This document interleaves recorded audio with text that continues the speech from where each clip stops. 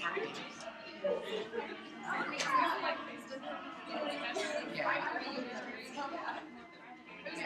It's like downtown skyline. So I guess you can see the skyline.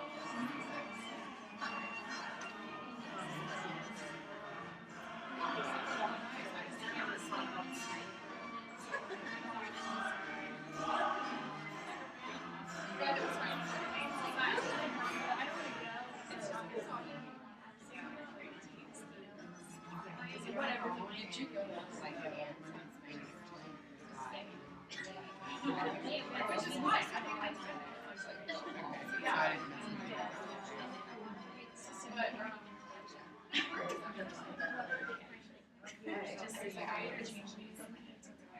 It's just freaking me out. Okay. Today we're going to talk about German revival architecture and Biedermeier interior design.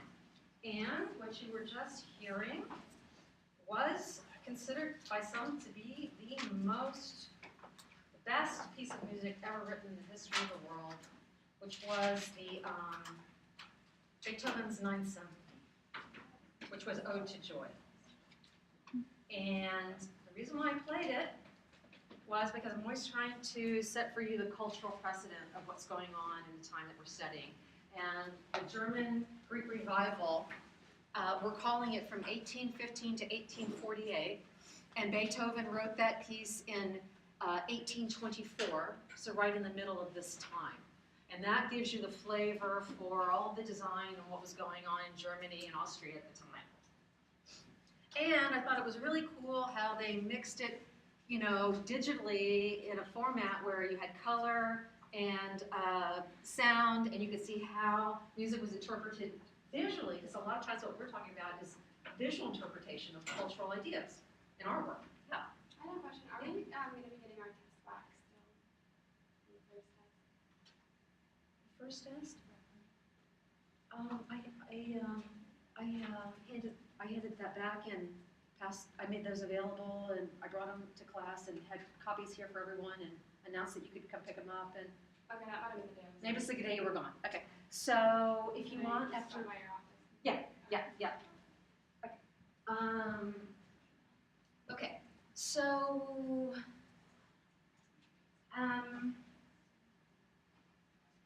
we left off with the neoclassical French Empire, as we were talking about Napoleon Bonaparte in Paris and all of his wars and conquests. And now we're going to look at what was going on in Germany and Austria at the same time. And the word Biedermeier means, your book tells you, Biedermeier, Bieder meaning middle class, and Meyer just being a typical, or plain, and Meyer just being a typical name, so it would be almost like saying plain Jane. To just sort of take an American way of, it's the plain Jane period, or the Biedermeier period. And it replaces the,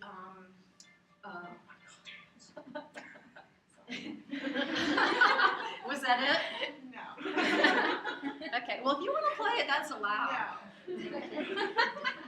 No. If you're really into this Biedermeier thing.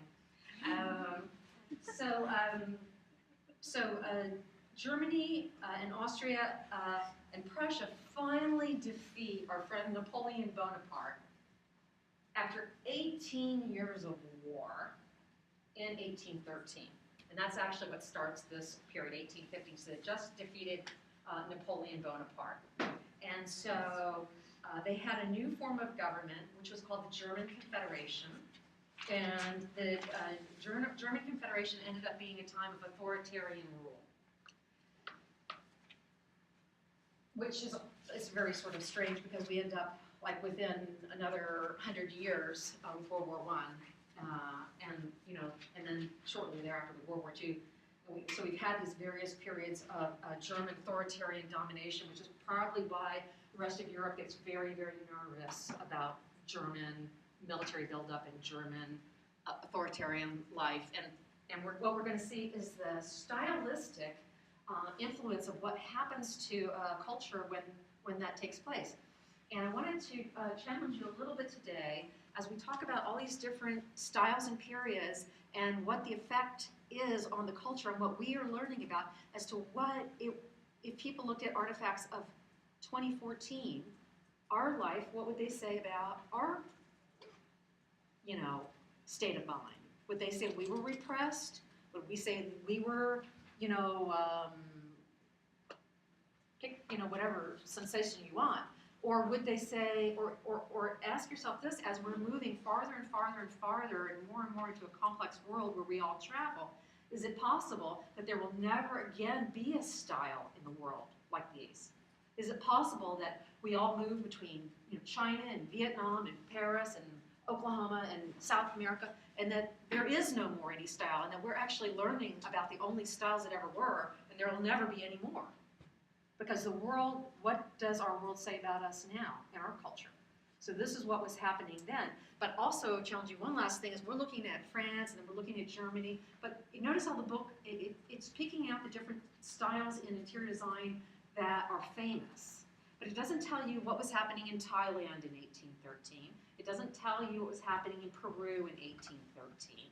It doesn't tell you, pick the rest of the whole world. Okay, so we're just learning about little spotted things of Western history. And this is a lot of times where people have criticized Western thought in the past, is we have a tendency to just focus on what we want to focus on or what we thought was important. And some people have often said, well, so what? You have royalty in Germany who were, or in France who were conquering the world and imposing their will. And you can say, like England and India, taking all the natural resources and making themselves wealthy or something. And some people find that to be a moral issue. And us as designers, they're saying, why would you want to glorify that?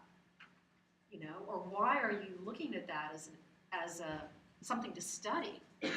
This is, so keep all these, everything that we talk about, you have to weigh it in your mind as to what am I really looking at here? What is this really saying about people and what they did? And I don't ever want to make it seem as though I'm advocating for one thing or another, because I'm not. Because the purpose of education is to learn all about it and develop your own point of view. Okay? So,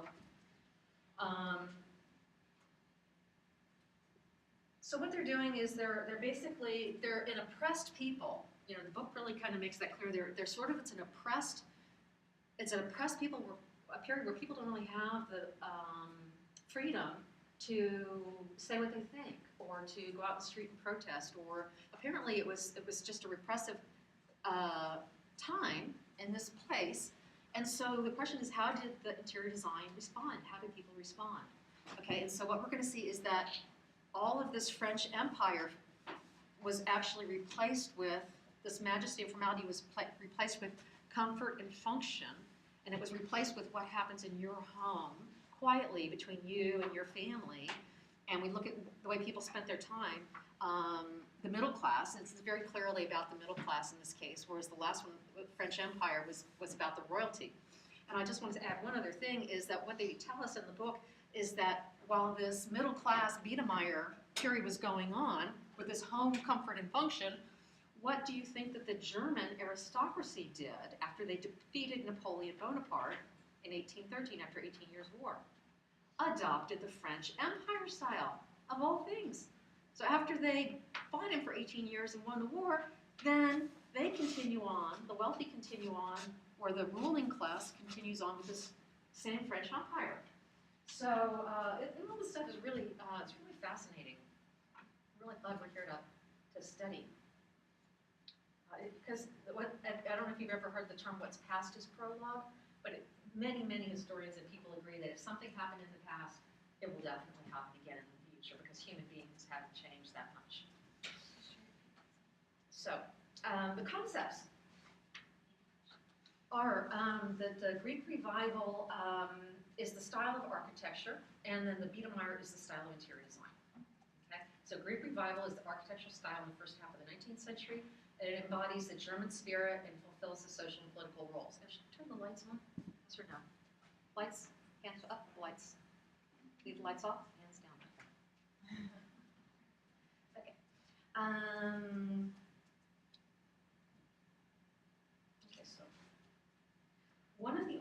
things that was really, really popular was the opera. And this was the high point of all German music and Austrian music, and that's the reason why I played Beethoven for you. Because this is what people did, they listened to music. Okay, and they are focusing on function and comfort in the home instead of rank and display. And they are valuing their middle class values, importance of family, modesty, and simplicity.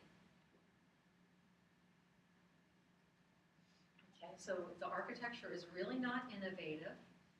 It's a synthesis of the Greek and the Roman, and the French and the England and the past German styles. So it's kind of why I said the part at the beginning about, are we really going to lose these styles? Because if you look at this style as an amalgamation of Greek, Roman, French, England, and German, oh my God, what are we now if we're not, the modern era?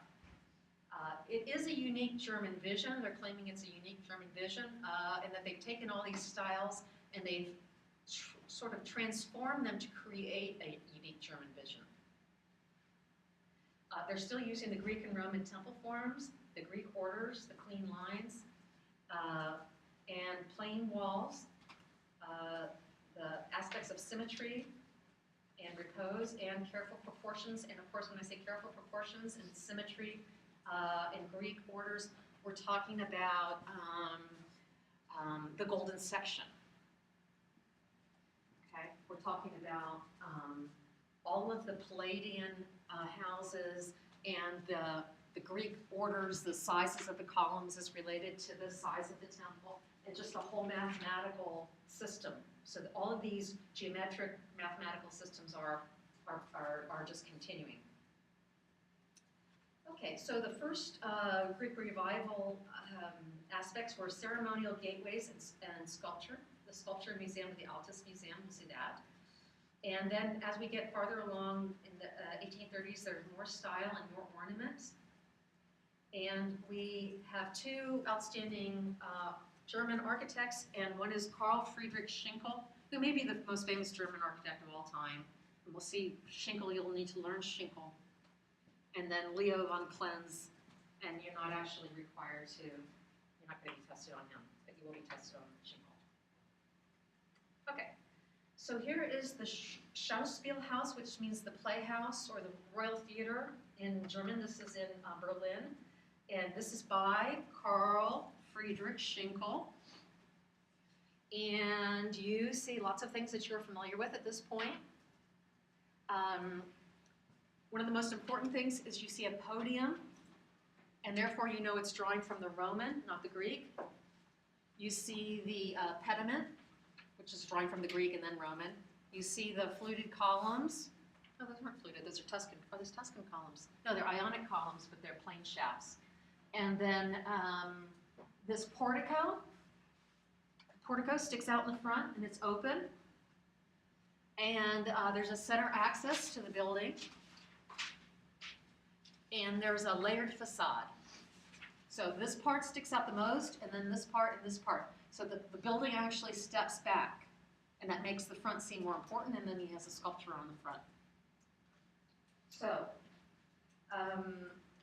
there is some French Gothic influence and English garden influence.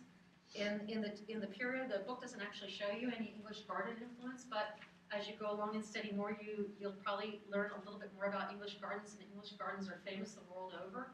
The English take a huge pride in their gardens, and they're very, very famous for their gardens, in particular their love of roses and gardening. So the Germans are starting to admire the English gardens and incorporate those.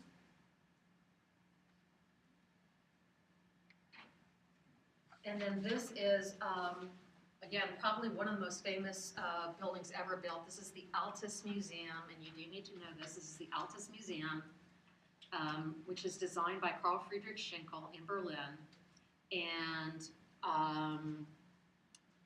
this is, it's the inside, and this is the outside, and the inside is based on our very own favorite Pantheon from Rome. And what you see here is a large columned arcade, and this architrave, arcuated construction, very large and imposing front. I believe this was the first art museum for sculpture in the world. And if you look into museum, if you're ever doing a museum design, you'll probably have to study this or incorporate this as part of your precedent study. This one also has a little bit of a strange past being used by the Nazis, and I think if you see sometimes the old films, you'll see giant swastikas that hung between each one of these columns, and the whole thing was just red swastikas in columns. It was very much appropriated by Hitler to enforce his message of authority. So this is an example of German Greek revival. Okay, so German Greek revival is the architecture style, and then Biedermeier is the furniture style.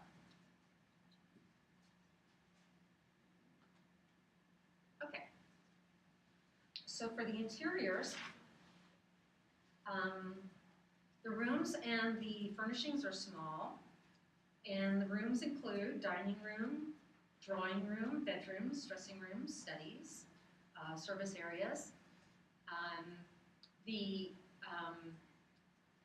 The old French Empire is way too opulent and way too expensive for the German middle class, and they really do not find it, attractive, and they are just taking those ideas and manipulating them for comfort and simplicity.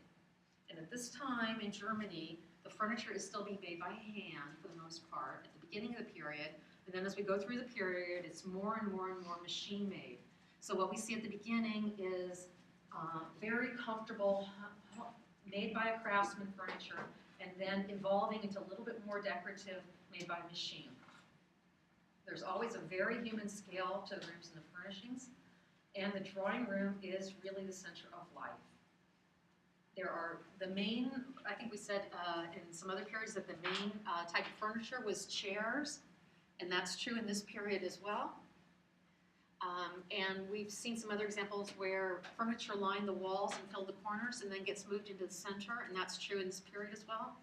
And they really do have activity zones in Germany for reading and hobbies, and we're going to see an example of that. And then collections, little collections, kind of like I have, bringing all these little things, which actually made me relate to my German great-grandmother. I don't know, maybe I just figured it out. Maybe that's the reason I collect all this stuff. Families really had a real love for little collections. I think actually most cultures do. English do too. Collections were very important to the family. Drives my husband crazy. Okay, so here is a drawing room in a middle-class German, and of course they're living in the city, in probably a high-rise of about 5 or 6 stories, probably in Berlin or Munich, something like this.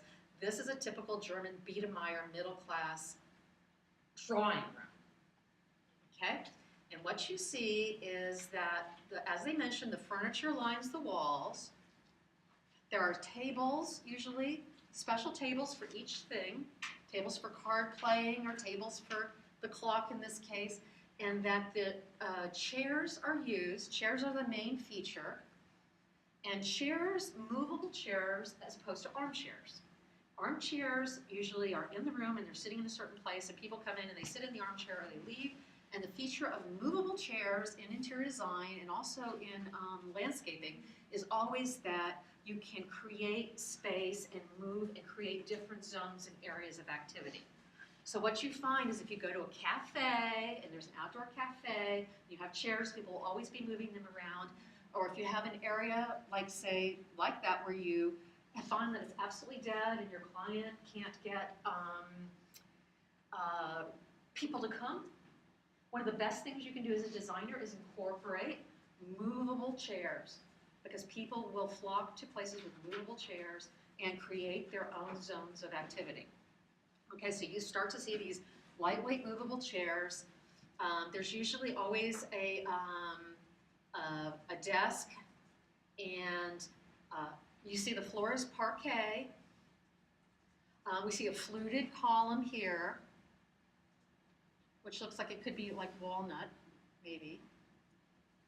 And then you notice that we're in northern Germany. Germany is much farther north than here in latitude. And the window coverings are always white muslin or cotton, very light, to let in as much light as possible and reflect light around the room. So there's no heavy draperies in German interiors. I used to have an English teacher in high school, and she used to say, draperies, not drapes. I looked it up, and drapes is actually correct also, but in her world, draperies was the word. Okay, so here's another drawing room, smaller one. Notice that our book talks about the small proportions, very small proportions. A lot of the heating was done by coal, in fact, in the basements, and piped up through the buildings. Here is, doesn't this look familiar? Remember our table from last time, our French Empire table where we had the monopodia? This is a typical Biedermeier table. And you see how it has the black trim? Usually it would be ebony inlaid, but see how the bottom is connected with wood? Just like the French Empire, that's a typical Biedermeier table. This one has columns for legs, but sometimes, they're fluted. Sometimes they're fluted, or sometimes they're, getting smaller or larger. And then here we see our white draperies again, because we're in Northern Europe. We see our lyre, which is the harp that's taken from ancient Rome. And we see a secretary, what we would call a secretary in English, or called a secrétaire in French. And almost all of the drawing rooms have a secretary. There was a lot of variety in the chairs.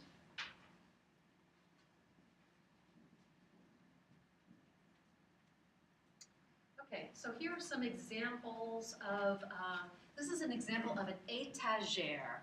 And an étagère is just a shelving unit.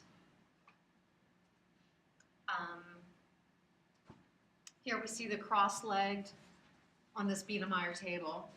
Typical one podium Biedermeier table. And this would sit against the wall. It actually, Biedermeier often had mirrored portions in the furniture. So the secretaires or the étagères or even the commodes would have mirrored portions. Okay. Actually, I missed a couple items there. Let me go back. The walls were often light-colored paint, which is probably following along the same thoughts as the white-colored draperies, to reflect more light. And we don't see it here, but our book tells us that many times the trim, actually this trim is a different color, and then here you see it's white, but there's not a lot of contrast. Sometimes you're trying to make a decision about whether your trim should be stained, or whether your trim should be painted, or whether it should, be paneled. So trim often makes a big difference in the look of the room. Okay. So, in effect, or for the most part, Biedermeier is human scaled. It's comfortable, functional, and simple in design. It is often has a geometric solids and classical attributes. There is some copying of the ancient forms. And this is sort of one of the more interesting lessons from this chapter, is that the furniture is planar and frontal with angular silhouettes and sharp corners. And we're going to look at some chairs and look at this planar frontal look to the furniture. And the function is often multifunctional and well crafted with concern for material, as is usually quality is a desirable attribute in German engineering or German furniture or clocks or most areas. And there are large areas of veneer, and there's almost no gilding or ormolu, because they are not trying to look wealthy or to celebrate gold. They want it to look very plain Jane. Okay, so 1815 to 1830, rectangular forms and minimal decoration. And later, they have a greater exaggeration and more ornament as curves and bulges as they get more technology and more equipment where they can make these furniture with machines. Okay, so here's a fruit wood chair. This is a perfect example of the veneer and the shapes, large planes and shapes that give you a form outline. Okay, you really get a strong form outline, and it's not about the decoration, it's about the form. And here we actually see a Roman motif on the upholstery. You notice that this Biedermeier chair has an upholstered seat, and most Biedermeier chairs did not have an upholstered back. So an open back and upholstered seat. But we will see one that has an upholstered back. So classical restraint is the hallmark. And beauty lies in the grain of the wood and in the geometric or curvilinear composition. So beauty lies in the grain of the wood. Actually, in this little apron right here, you see the grain of the wood and in the shape. So the typical woods were maple, birch, ash, or cherry, and then sometimes use of inlay, such as ebony. Oh, the saber legs in the back. Biedermeier always has a saber leg in the back. The front can be tapered or straight, but the back is always the saber in a Biedermeier chair. Here's an armchair. Now this is the first case that we have ever seen of a deeply upholstered piece of furniture. There were no deeply upholstered pieces of furniture prior to this. And you see also the wood, the large areas of veneer. You see the large shapes. And look at how the trim on the upholstery mimics the form to reinforce that geometric shape. It's like a tour de force. There's nothing subtle about it. So,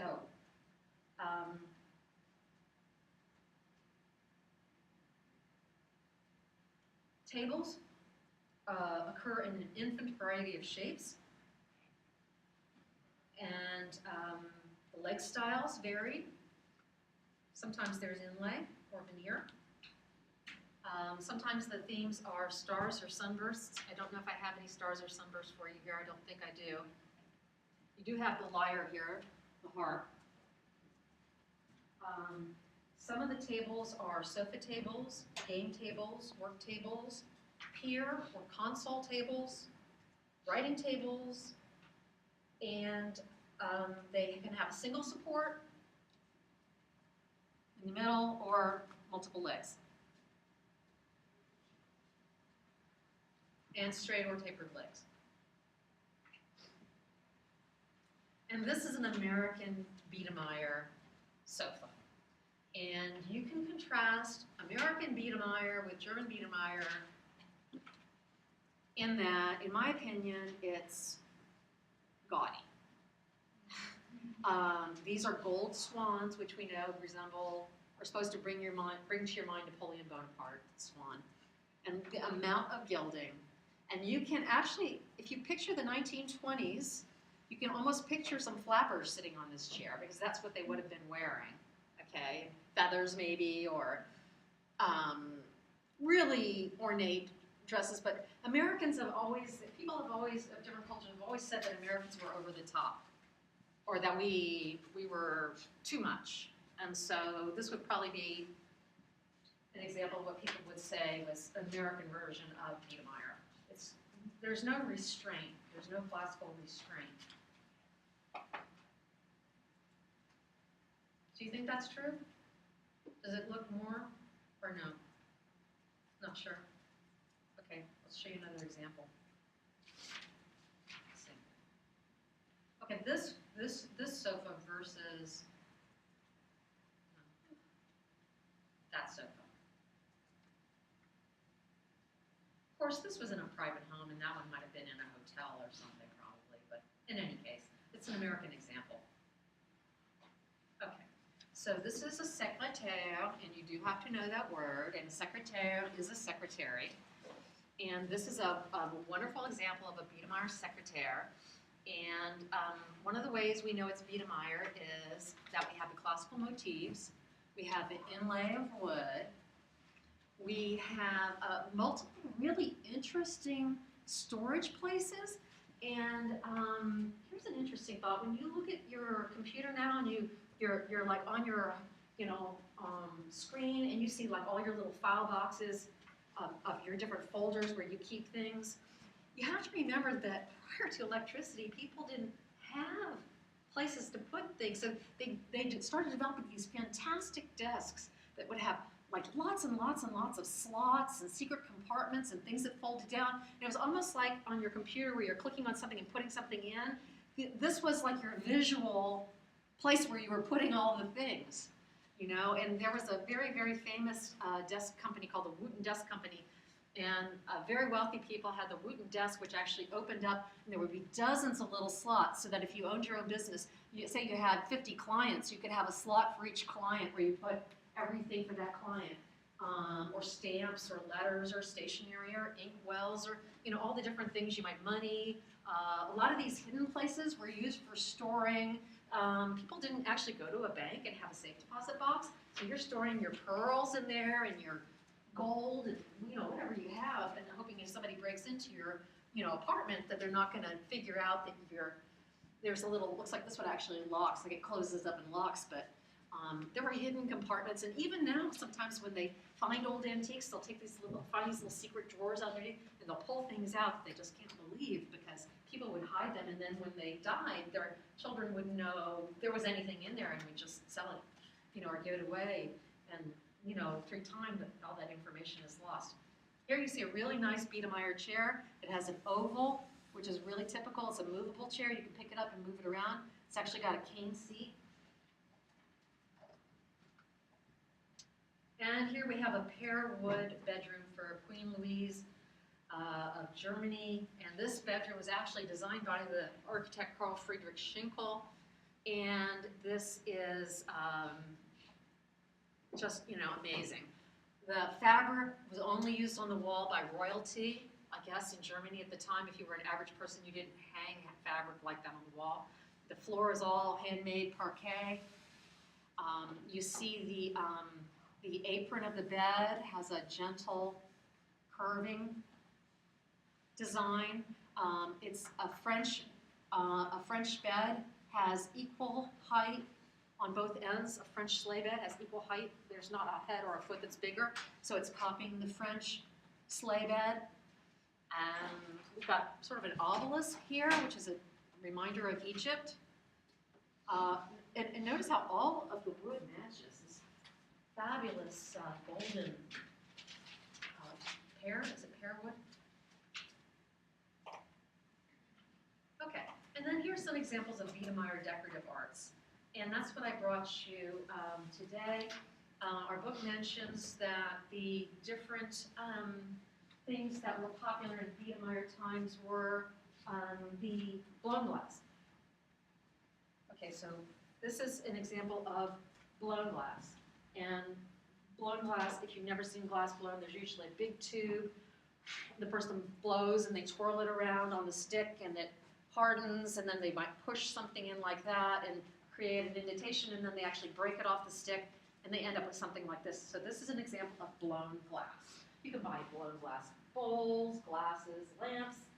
Blown glass was the only way to really make glass. Well, there was always pressed glass, I guess, back in the Roman times, but blown glass is always, it's a very different feel than cut glass. So this is cut glass, and they tell us that cut glass was very, very popular also in this time in Germany and Austria. And that's a colored cut glass. And then this one is this is not from Germany, but these are in the countries around Germany: Poland, Romania, and the German Confederation that was part of this movement. And this is another example of cut glass, and you can see like the little rabbits and trees. Okay, and then I wanted to point out that that the chairs the chairs,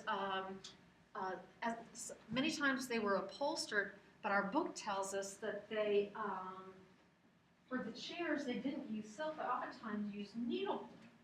And so I grew up doing needlepoint like a lot of maybe people did. I did a lot of crafts. I was always interested in crafts. But I brought this little example of a needlepoint in case someone didn't know what a needlepoint was or they didn't. And don't push on it because it was a pin cushion. And there are still pins in it. If you push on it, you make it snap.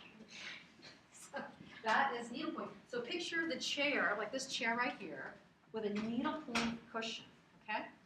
So it would be homemade. And I want to say something about needlepoint that's sort of interesting is also when you look at needlepoint and you see needlepoint fabric, it's just a giant grid, right? Just a giant grid of fiber. And then you put all the little colors in and all the little places to create a pattern. And that's kind of why I showed you that German music interpretation at the beginning, because it was actually music and it was on a grid pattern and it followed through. And it's an example of how you can use a matrix. Like if you have to design something, many times you don't know where to start. You can oftentimes start with a grid and start filling it in or adding color or adding shape. And so the grid is an extremely flexible method of creating a design. And of course, this is before, you know, this is probably like the only thing in terms of needlework people could actually do in their own home. So these are, Joseph Hoffman was one of the most famous designers, Peter Behrens, also later on in the Art Nouveau period, and actually Stephanie Pilot is going to be giving you your Art Nouveau lecture, and she's also going to be giving you your English Arts and Crafts lecture, and she'll be telling you more about this time period. But I just wanted to point out that those cushions were made. And then I don't think she covers this, and it's kind of too bad, but I know none of you are old enough, but your parents are, to have lived through the 1980s like I did. And this was the postmodern movement in the US. And I remember when these all came out and I saw them published in magazines, and you know, we had like members of Morphosis come to our college and give lectures about design. Most of this originated in Italy, but it spread throughout the world, and it was particularly popular in Southern California, which is where I was living at the time. And you see here a postmodern interpretation of a Biedermeier table. Biedermeier was one of the most popular forms of postmodern interpretation. And actually, you see here this chair. It's like sort of like an Egyptian sort of the rolled arm, like the empire. So these were, you know, you can now go to the Metropolitan Museum of Art in New York and see these pieces. They are now museum quality pieces, just as yours will be someday. But so that's it. It's a short lecture on Biedermeier and German Greek Revival. But I do think it's interesting to show you how some of these styles keep coming back up and get reinterpreted later through the different periods. Okay. So actually, I didn't. Oh, here's the sign-in sheet. I forgot to pass that around. Sorry. So here's the sign-in sheet, and I am going to. Oh, I have one other thing to say. They mention in your book that porcelain was very popular in Germany, in addition to the cut glass. And so I brought this little piece of very old porcelain. It's all kind of old and worn out on the inside, but on the back you can really see. And this is a typical piece of little European porcelain that you might have had in the house. They showed the étagères, little cabinets, and you would have set these little pieces of porcelain. This is a white paste porcelain. So if you want to know the difference between porcelain and your everyday dishes, look at this really carefully. Look at the white, look at the shiny, see how white it is.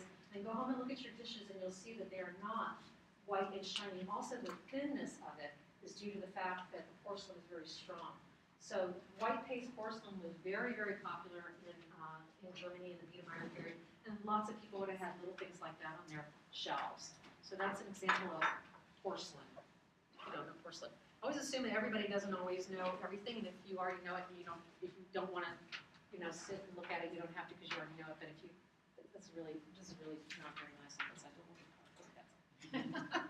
Like, porcelain oftentimes is marked by little little symbols, and that's the sign of the maker. In this case, it's two little arrows, and then oftentimes German porcelain especially had numbers, and the number would signify the year that it was made, or the person who designed it, or the factory, or just about the number is an index to a whole system of cataloging. Okay, so the main features of the German Biedermeier are small proportions, classical refined simplicity, large shapes and large forms that are outlined and not high level of detail, but curved planes, fruitwood, in simple shapes, and the fact that people lived a very sort of humble life, and they moved their furniture around a lot to make little zones and little areas inside their places, and that they did feel repressed, and they didn't feel like they could really go outside and speak their minds so much, so they often played little board games at home, listened to music, and had sort of quiet lives. Okay, so that's the Biedermeier. Okay, so thank you.